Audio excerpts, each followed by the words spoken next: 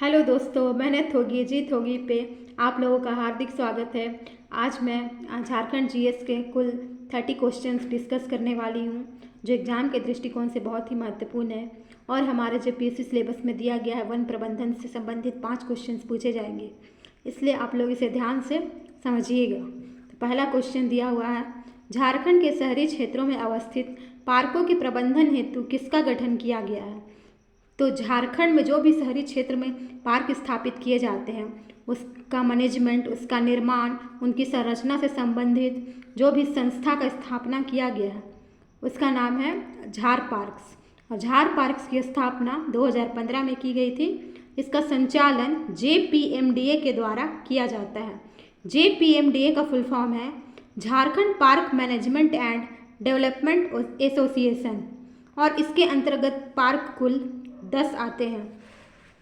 इसमें जो 10 पार्क दिए गए हैं उसे आप लोग ध्यान में रखिए, कौन सा पार्क कहाँ है, क्योंकि पूछ सकता है ये। Shri Krishna park Ranchi, oxygen park Ranchi, नक्षत्र वन रांची, बिरसा मुंडा जैविक उद्यान भी रांची में है, दीनदयाल पार्क रांची, शहीद Nirmal Mahto park Hazaribagh, Sidhu Kanhu park Ranchi, Ambedkar park Silli, Ghorabhinda park Jamshedpur, और सिद्धू कान्हू पार्क दुमका में भी, यानी कि सिद्धू कान्हू पार्क जो है वो रांची में भी है और दुमका भी है। तो झार पार्क के अंतर्गत कुल 10 पार्क शामिल है। कौन सा पार्क कहाँ अवस्थित है ये आप लोग याद रखिएगा, या फिर क्वेश्चन दे सकता है कि कौन सा पार्क झार पार्क के अंतर्गत नहीं आता है। तो आप लोगों को ध्यान में रखना होगा कि कौन सा पार्क जो है झार पार्क के अंतर्गत आता है। अब हम लोग दूसरा क्वेश्चन देखेंगे। झाम को फैड यानी कि the Jharkhand state minor forest produce cooperative development and marketing federation limited, जिसकी स्थापना कब की गई थी, तो 2007 में इसकी स्थापना हुई थी। तो यह किस क्षेत्र से संबंधित है। तो जो झामको फैड है वो कोऑपरेटिव आधार पर यानी कि सहकारिता के आधार पर लघु वन उत्पाद के उद्योगों को बढ़ावा देने से संबंधित है। और झारखंड में लघु वन्य उत्पाद जो है बहुत ज़्यादा मात्रा में उत्पादित होते हैं, जैसे ला हो गया, तसर हो गया, इमली, चिरौंजी, करंज, कुसुम इत्यादि जो है लघु वन्य उत्पाद के अंतर्गत शामिल किए गए हैं। और इसकी मार्केटिंग के लिए, इससे संबंधित जो इंडस्ट्री है उसके लिए झामको फैड का गठन किया गया। इसकी स्थापना कब हुई थी, तो 2007 में। अब हम लोग अगला क्वेश्चन देखते हैं। काम्पा को किस वर्ष अधिसूचित किया गया। तो काम्पा पहले हम लोग देख लेते हैं, काम्पा का फुल फॉर्म क्या है। Compensatory afforestation fund management and planning authority. और जो काम्पा है ये 2 तरीके का होता है, एक सेंट्रल लेवल और एक स्टेट लेवल। जो सेंट्रल लेवल का काम्पा है उसकी स्थापना जुलाई 2004 में की गई थी। और हमारा झारखंड राज्य है, झारखंड राज्य में काम्पा का गठन 2009 में किया गया था। और इस काम्पा को किस अधिनियम के द्वारा स्थापित किया गया है, तो 1980 का वन संरक्षण अधिनियम। और जो सेंट्रल लेवल का काम्पा है उसका काम है डेवलपमेंट ऑफ इंफ्रास्ट्रक्चर, यानी कि जो आधारभूत संरचना है उसके विकास से संबंधित है। और स्टेट लेवल का जो काम्पा है उसका काम है जो प्राकृतिक वन है, वन का पुनरुत्थान करना, यानी कि जो भी वन उजड़ गए हैं उन वनों को फिर से लगाना काम्पा का महत्वपूर्ण कार्य है। अब अगला क्वेश्चन देखेंगे। झारखंड में सबसे पहले वन प्रबंधन का प्रयास 1882 से 85 में किसके बीच किया गया, किसके द्वारा किया गया था। तो जो वन प्रबंधन का काम है झारखंड में सबसे पहले JF हैविट के द्वारा किया गया था। अब हम लोग अगला क्वेश्चन देखते हैं। झारखंड में जैव विविधता बोर्ड की स्थापना कब हुई थी, तो 2007 में की गई थी। जो सेंट्रल लेवल पर जैव विविधता अधिनियम है वह 2002 में लाया गया था। और उसी के तर्ज पर झारखंड में भी जो जैव विविधता बोर्ड की स्थापना 2007 में की गई, जिसका उद्देश्य है जो भी पेड़ पौधे हैं या वन्य जीव है उनकी सुरक्षा करना, उनकी प्रजाति की विलुप्ति से उन्हें बचाना, उनका संरक्षण करना। अब हम लोग अगला क्वेश्चन देखते हैं। झारखंड में वनों का समुचित प्रबंधन करने के उद्देश्य से किस वर्ष संयुक्त वन प्रबंधन संकल्प का प्रतिपादन किया गया था। तो ये एक फैक्ट है, इसको आप लोग याद कर लीजिएगा, 2001 होगा इसका आंसर। क्या है, संयुक्त वन प्रबंधन संकल्प 2001 में इसकी स्थापना हुई थी। अब वन अधिकार नियमावली यानी कि FRA इसको कब अधिसूचित किया गया? तो सन 2006 में इसे अधिसूचित किया गया है। वन अधिकार जो नियमावली है, इसके अंतर्गत जो वन में कई सालों से जो समुदाय रह रहे हैं उनको जो ज़मीन का भूमि है, वन अधिकार उनको प्रदान किया जाता है। और इसका कट ऑफ डेट जो है 13 दिसंबर 2005 रखा गया, यानी कि 13 दिसंबर 2005 से पहले जो भी एसटी या फिर अन्य परंपरागत समुदाय जो 3 पीढ़ियों तक वन में निवास कर रहे हो या वन पर आधारित है, वन भूमि पर निवास कर रहे हैं, उन्हें ही एफआरए के अंतर्गत भूमि का पट्टा दिया जाता है। अब अगला क्वेश्चन देखते हैं। बंगाल सरकार द्वारा किस वर्ष वनों की सुरक्षा हेतु एक वन समिति गठित की गई? तो वन समिति एक सिंपल सा फैक्ट है। वन समिति कब गठित की गई, किसके द्वारा? तो बंगाल सरकार के द्वारा। और कब गठित की गई? तो 1909 में। किस लिए? तो वनों की सुरक्षा के लिए। अब अगला क्वेश्चन देखते हैं। ब्रिटिश काल में चारे में लगने वाले टैक्स को क्या कहा जाता था? तो ये 7th to 10th जेपीएससी में ये क्वेश्चन पूछ चुका है। तो जो ब्रिटिश काल में जो चारा है उस पर लगता था टैक्स, उसे हम लोग दलकट्टी टैक्स कहते हैं। इसके अलावा एक और फैक्ट है, आप लोग याद रखिएगा, जो हड़िया है, हड़िया पर जो लगने वाला टैक्स है उसे हम लोग पतचुई टैक्स कहा जाता था वो ब्रिटिश काल में। अब अगला क्वेश्चन देखते हैं। वर्ष 2019 में नंदी महोत्सव के तहत किस वन प्रमंडल में सर्वाधिक पौधे लगाए गए थे? तो जो नंदी महोत्सव है वो 2019 में मनाया गया था और ये स्वर्णरेखा नदी के किनारे मनाया गया था और इसके अंतर्गत कुल 15 लाख पौधे लगाए गए थे। और जहाँ जहाँ स्वर्णरेखा नदी बहती है, यानी कि पूर्वी सिंहभूम को इलाका जहाँ जमशेदपुर जो स्वर्णरेखा नदी के किनारे बसा है, इसके अलावा रांची में भी स्वर्णरेखा नदी बहती है। तो ये दोनों वन प्रमंडल के अंतर्गत नंदी महोत्सव मनाया गया था। अगला क्वेश्चन हम लोग देखते हैं। झारखंड में इको टूरिज्म नीति कब लाई गई? तो इसका आंसर है 2015। अब इको टूरिज्म नीति क्यों लाई गई? आप लोगों को तो पता है झारखंड पठारी भूमि है, यहाँ अनेक जलप्रपात है, जल कुंड है इत्यादि, बहुत सारी यहाँ पर्यटन की संभावना है। जैसे नेतरहाट का जंगल हो गया, जंगल है, पहाड़ है, जमीन है, झरना है, इसलिए इसे पर्यटन के रूप में विकसित करने हेतु इको टूरिज्म नीति लाया गया है। अब ये हम लोग ऊपर भी डिस्कस किए थे। एफआरए के तहत वनवासियों को कितने कैटेगरी में बांटा गया है? तो 2 कैटेगरी में बांटा गया है।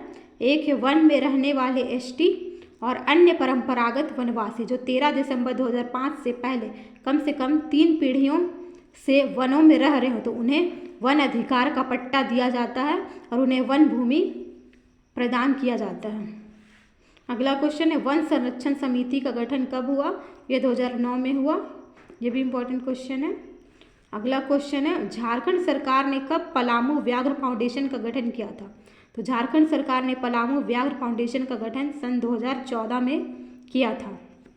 अब अगला क्वेश्चन है जो बहुत ही इम्पोर्टेंट है। भारत सरकार का national action plan on climate change में कुल कितने मिशन शामिल है? तो जो national action plan on climate change है वो 30 जून 2008 को लागू किया गया था और इसके अंतर्गत कुल 8 मिशन शामिल है। हम लोग देखेंगे इसमें से कौन कौन सा 8 मिशन शामिल है।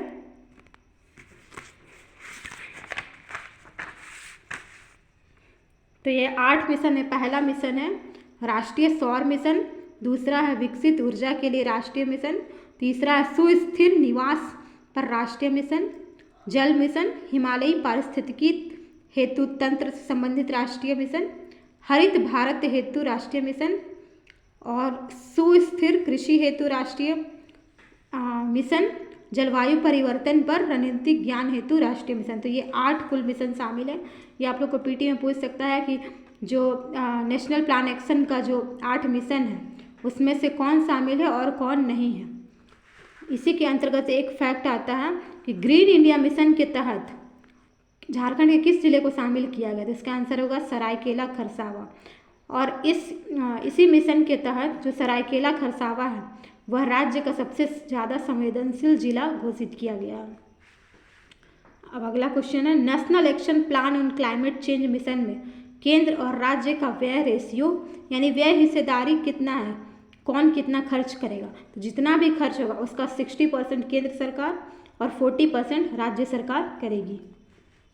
अगला क्वेश्चन देखते हैं, all India tiger estimate report 2018 के अनुसार झारखंड में कितने बाघ हैं? तो ये जो रिपोर्ट है वो 2023 में अभी नहीं आया है, 2018 तक ही आया है, इसलिए मैंने 2018 के डेटा को इम्पोर्टेंट लिया जो कि इम्पोर्टेंट है। तो इसके अंतर्गत अगर भारत में पूछा जाएगा तो भारत में कुल 2967 बाघ है और झारखंड में कुल 5 बाघ है। और इसका जो बाघ सर्वे कराया जाता है वो नेशनल टाइगर अथॉरिटी के द्वारा किया जाता है और इसके अंतर्गत एमपी में सबसे ज़्यादा बाघ है और झारखंड में कुल बाघों की संख्या 5 है।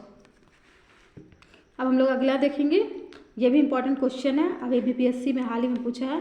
टाइगर प्रोजेक्ट कब लाया गया? तो इसका आंसर होगा 1973 में लाया गया।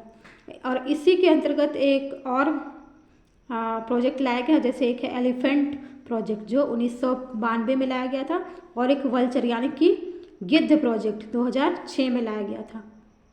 ये इम्पोर्टेंट है, देखिएगा कि टोटल 5 बाघ है झारखंड में।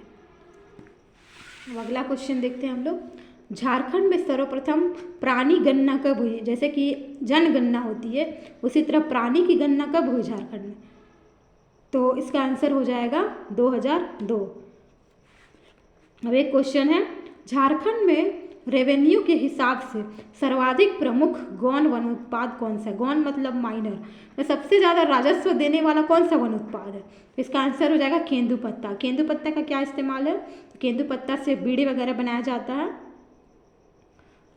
तो केंदुपत्ता का यही मतलब ज़्यादा इसका गौण उत्पाद यानी कि इसका जो पत्ता है उसका ज़्यादा उपयोग है। इसका लकड़ी मुख्य उत्पाद इसका लकड़ी, तो लकड़ी का ज़्यादा यूज नहीं है, उससे ज़्यादा केंदुपत्ता का है और इससे सबसे ज़्यादा झारखंड में राजस्व की प्राप्ति होती है क्योंकि ये बीड़ी बनता है इससे। अगला क्वेश्चन, झारखंड में गिद्ध प्रजनन केंद्र कहाँ स्थापित किया गया है? तो झारखंड में गिद्ध प्रजनन केंद्र ओरमांझी में है जो कि देश का दूसरा है। आप लोग को ये पता होगा कि हजारीबाग में सबसे ज़्यादा गिद्ध पाए जाते हैं झारखंड में, लेकिन गिद्ध प्रजनन केंद्र ओरमांझी में है। और पहला कौन सा है? तो हरियाणा के पिंजौर में। अगला क्वेश्चन देखेंगे, हाल ही में झारखंड में कृषि एवं वन्य उपज के विपणन हेतु कौन सी संस्था स्थापित की गई है? तो ये मोस्ट इंपॉर्टेंट क्वेश्चन है, ये आप लोग मेंस में भी लिख सकते हैं। सरकार के जो कृषि के संबंध में जो सुधार किए गए हैं उससे रिलेटेड आप लोग क्वेश्चन, ये जो फैक्ट है उसको डाल सकते हैं। ये है सिद्धू कानू कृषि एवं वनोपज राष्ट्रीय सहकारी संघ लिमिटेड। एक बार और देख लीजिए, सिद्धू कानू कृषि एवं वनोपज राज्य सहकारी संघ लिमिटेड। अगला क्वेश्चन है, झारखंड में तसर अनुसंधान केंद्र की स्थापना कहाँ की गई है? तो ये होगा नगड़ी रांची। अब झारखंड में तसर उत्पादन के मामले में झारखंड जो है वो हमारा प्रथम स्थान पे आता है। कुल देश का 60% जो तसर है वो झारखंड में ही प्रोडक्शन होता है। तो ये तसर जो है हमारे झारखंड की एक पहचान है, पहचान के रूप में हम लोग इसे कह सकते हैं। अब अगला क्वेश्चन देखेंगे,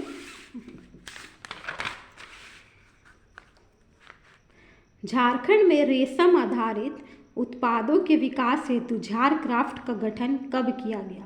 तो झारखंड में जो रेशम उत्पाद होता है, आप लोग को पता है कि तसर रेशम जो है झारखंड में सबसे ज़्यादा उसका उत्पादन किया जाता है। और जो तसर से संबंधित जो केंद्र है, तसर अनुसंधान केंद्र, वो अभी मैंने बताया कि वो रांची के नगड़ी में स्थापित किया गया है। और जो रेशम है, रेशम से संबंधित जो भी उत्पाद है, तो रेशम के उत्पाद के विकास के लिए झारक्राफ्ट का गठन किया गया है और इसका गठन 2006 में किया गया है। झारक्राफ्ट का आप लोग का फुल फॉर्म भी पूछ सकता है। तो झारक्राफ्ट का फुल फॉर्म क्या है? Jharkhand silk textile and handicraft development corporation. अब अगला हम लोग देखेंगे, राज्य के केंदुपत्ता संग्राहकों को उचित मजदूरी प्रदान करने हेतु किस वर्ष झारखंड राज्य केंदुपत्ता नीति अधिसूचित किया गया? तो झारखंड में जो केंदुपत्ता है उसका बहुत मात्रा में निर्यात भी होता है। जैसे पश्चिम बंगाल में बहुत ज़्यादा वहाँ बीड़ी बनता है, तो पश्चिम बंगाल हो गया या फिर उड़ीसा हो गया, फिर अन्य राज्यों में जो केंदुपत्ता का निर्यात होता है, तो इसमें यहाँ के जो मजदूर हैं उन्हें वास्तविक लाभ मिले, इसके लिए केंदुपत्ता नीति 2015 में अधिसूचित किया गया। हम लोग देखेंगे लाह के उत्पादन में भी झारखंड का बहुत अच्छा रोल है। झारखंड में लाह का भी उत्पादन बहुत अच्छे तरीके से होता है और निर्यात भी होता है। लगभग 50% लाह का उत्पादन झारखंड में किया जाता है। तो झारखंड में जो लाह है वो 4 प्रकार के होते हैं। एक है, और ये जो है लाह है वो माह के आधार पर, जो हिंदी कैलेंडर है उसी के माह के अनुसार उत्पादन किया जाता है और उसका नाम रखा गया। जैसे जेठ में जेठवी लाह हो गया, कार्तिक में कतकी लाह हो गया, अगहन में अगहनी लाह हो गया और वैशाख में वैशाखी लाह। तो सबसे ज़्यादा जो लाह है वो वैशाखी लाह का प्रोडक्शन होता है, जो कि 80% सब होता है। अब अगला हम लोग देखेंगे हेनार हनी परियोजना किस जिले में। हेनार हनी एक हनी का ही मतलब एक प्रोडक्ट है जो जिसकी परियोजना लातेहार में है। और हम लोग देखेंगे झारखंड में वन कितना है। तो जो वन सर्वे रिपोर्ट है प्रत्येक 2 वर्षों में निकाला जाता है। भारतीय वन सर्वेक्षण के अनुसार झारखंड में कितना वन है, तो ये करीब 23,721 स्क्वायर किलोमीटर में झारखंड में वनों का विस्तार है। और सबसे ज़्यादा वन कहाँ पाया जाता है, तो पश्चिमी सिंहभूम में, और सबसे कम वन जामताड़ा में पाया जाता है। परसेंटेज वाइज अगर हम लोग देखा जाए तो लातेहार में सबसे ज़्यादा वन पाया जाता है और परसेंटेज वाइज सबसे कम जो वन है वो जामताड़ा में पाया जाता है। अब एक क्वेश्चन है संरक्षित वन सबसे ज़्यादा कहाँ है झारखंड में, तो संरक्षित वन सबसे ज़्यादा झारखंड में सिंहभूम में है। और अवर्गीकृत वन सबसे ज़्यादा कहाँ है झारखंड में, तो वो है दुमका में। अब अगला क्वेश्चन है झारखंड में बायोडाइवर्सिटी पार्क कहाँ है, तो जो बायोडाइवर्सिटी पार्क है वो लाल खटंगा रांची में है। और जो ये बायोडाइवर्सिटी पार्क है पूर्वोत्तर भारत का पहला बायोडाइवर्सिटी पार्क है, जो कि हमारे लाल खटंगा रांची में स्थापित किया गया है। अब अगला क्वेश्चन है पूर्वोत्तर भारत का पहला बटरफ्लाई पार्क कहाँ है, तो ये भी पूर्वोत्तर भारत का पहला बटरफ्लाई पार्क है और जिसकी स्थापना और मांझी में भगवान बिरसा मुंडा जैविक उद्यान में किया गया है। तो दोस्तों ये क्वेश्चन हो गया, कुल 30 क्वेश्चन मैंने लिया था। आप लोग इसे 2-3 बार देखिएगा तो आप लोगों को याद हो जाएगा। थैंक यू दोस्तों।